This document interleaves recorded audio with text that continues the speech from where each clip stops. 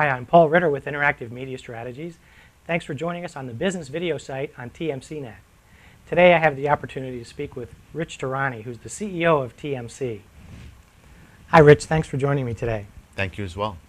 I think I'd like to talk today about your insights on how TMC helps companies that are looking to reach the right audience with the right message and being able to reach the right kinds of people because of who TMC has as an audience and how TMC is kind of engineered as a site and as a community of sites. Sure. Well, there are a number of ways that we do reach out to the various audiences that we have on our site, and there really are a vast number of audiences, and each segment of our I guess population has a central hub or gathering place that they go to, and that will be generally an industry site, and those are across a number of sectors, whether it's information technology or smart grid or business video or communications. And what happens is that under these global industry sites, we work with vendors to allow them to sponsor topical information related to a more focused area. And so by that I mean, if you're in the information technology space and you are a storage vendor, a company can come to us and we will build with them a site that is dedicated to objective storage content. It is sponsored, but it's objective storage content that allows us as a site to aggregate our storage stories in a single location. And so we are providing value for a customer, potential customer, who is coming to TMCnet to learn about storage. We are providing value to an advertiser or a marketing partner who is looking to develop branding, thought leadership, and lead generation. And we're able to do it in a way that is really, I think it puts us in a next generation media position. And by that I mean, you hear more and more every day about media companies saying they're going to charge, they're going to put firewalls on their content. And what I say is we're going to continue to provide the best content that we can possibly provide without charging our end users, and we are going to continue to work with our sponsors in a transparent way so the users knows the content is sponsored, and at the same time the sponsor gets maximum value. And we've been very successful in building over 130 online communities on TMCnet in total across all of our different sites, and another 30 to 40 in development. And that's just a piece of our business. We've got web seminars that allow a sponsor to help educate an audience while simultaneously allows an audience to learn about a topical area without having to fly and go anywhere. Mm-hmm. They can listen to it live and they can ask questions. We recently had a webinar yesterday. We had over 1,500 registrants and 300-400 questions. And traditionally, that audience that we get when someone registers, or that when someone puts on a live webinar, is dwarfed or is only part of the registrants that are going to continue to flow for the next 18 months. So that's another product line. So at the end of the day, we're bringing buyers and sellers together by providing valuable quality information in easy to find ways for our end users. So a global online community that is drawing in visitors because of the information that's there, a lot of just general industry information and then some specific information about that particular sponsor of that site.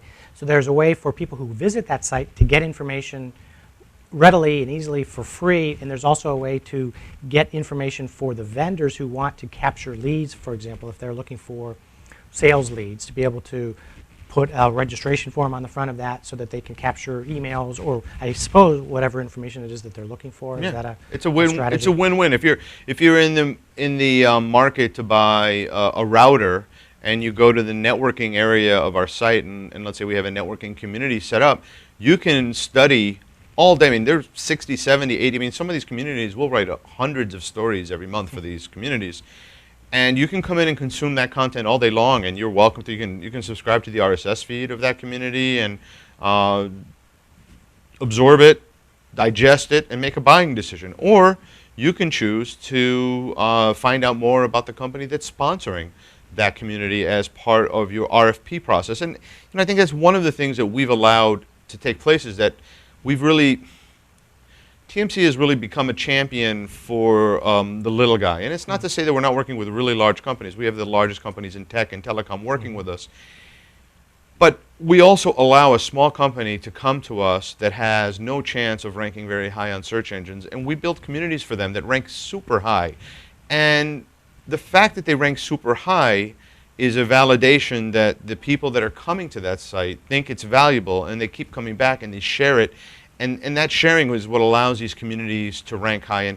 And we've been tweaking this model now for 10 years. And there's a lot of software behind the scenes, and there's just a lot of expertise that we've developed to try to find the best way to present content to a user while simultaneously presenting it in a manner that a sponsor would like it to look, or to give, I guess, the appearance of the sponsor's brand in the appropriate manner that they're happy with. So that's our balancing act, is making sure that we provide enough relevant information and keeping our sponsors happy on the back end to make sure the look and feel is what they like.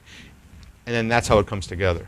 I think one of the things that many people may not really realize unless they talk with a TMC person is that if there is a sponsored community, it's linked on the TMC Net sites pretty much on every page. So Right. talk a little bit about that. How many pages are there, and how does that create additional exposure? I haven't asked in a while, but it's over 4 million. It's probably closer to 5 million.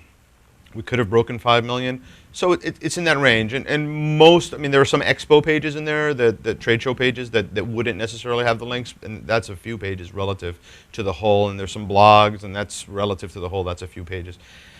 But the majority, so over 4 million pages are promoting these communities. And so that's, obviously that's a huge benefit to working with us, because we instantaneously launch a site or a community that has 4 to 5 million high quality links.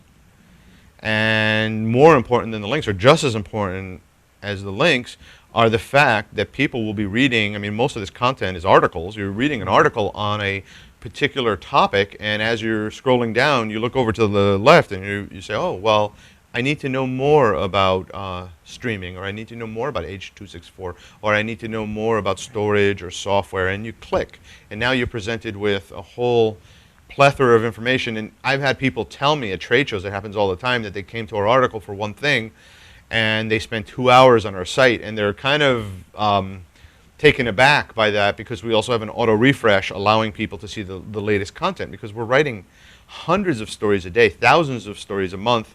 Wow. And we also have syndicated content coming in from, there's thousands a day that come in from our syndicated partners. So if we didn't refresh, you would be looking at old, stale news, because the news on the side, or let's say there are some headlines on the right or on the left or at the top, that would be old. So we refresh it so that we allow you to see the latest content as it happens, really, as it breaks.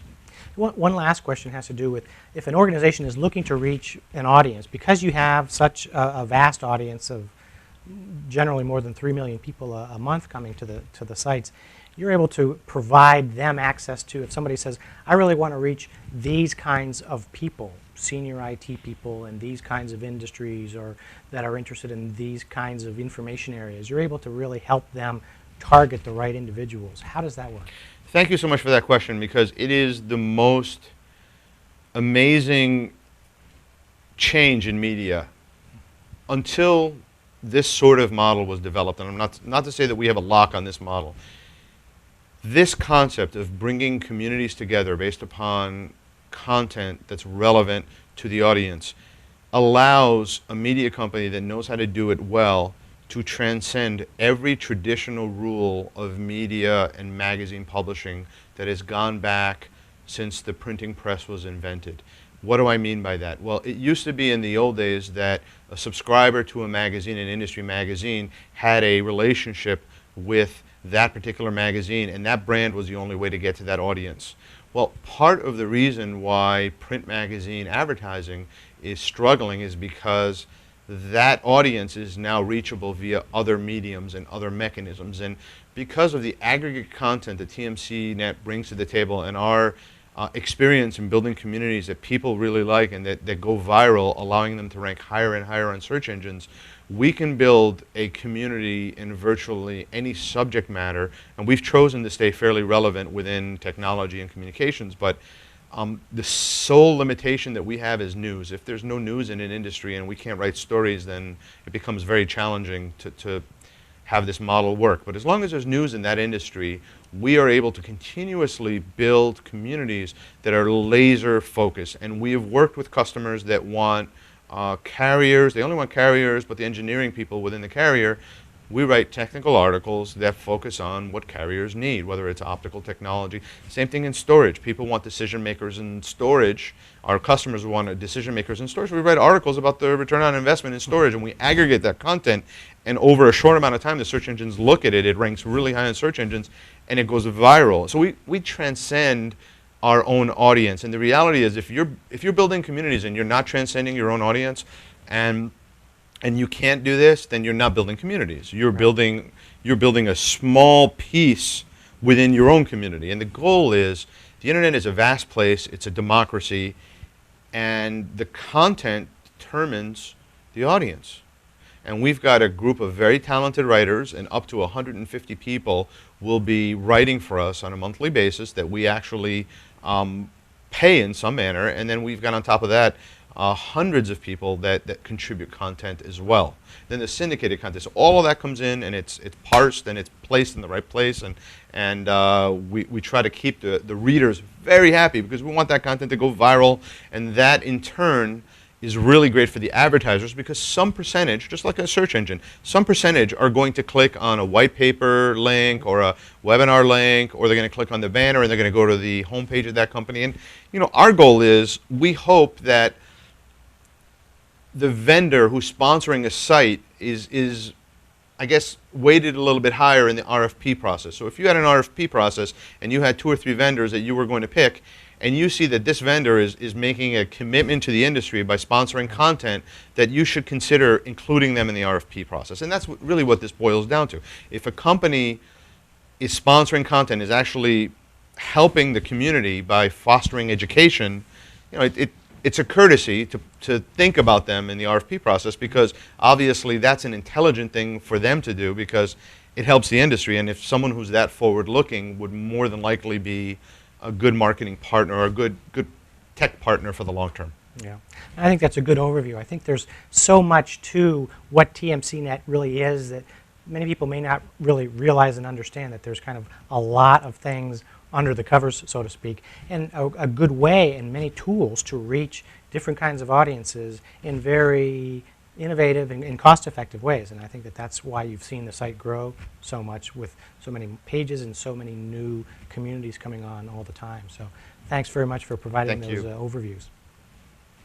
I'm Paul Ritter with Interactive Media Strategies, and thanks for watching this video today as part of the business video site on TMCnet. Thanks again for watching, and we'll see you next time.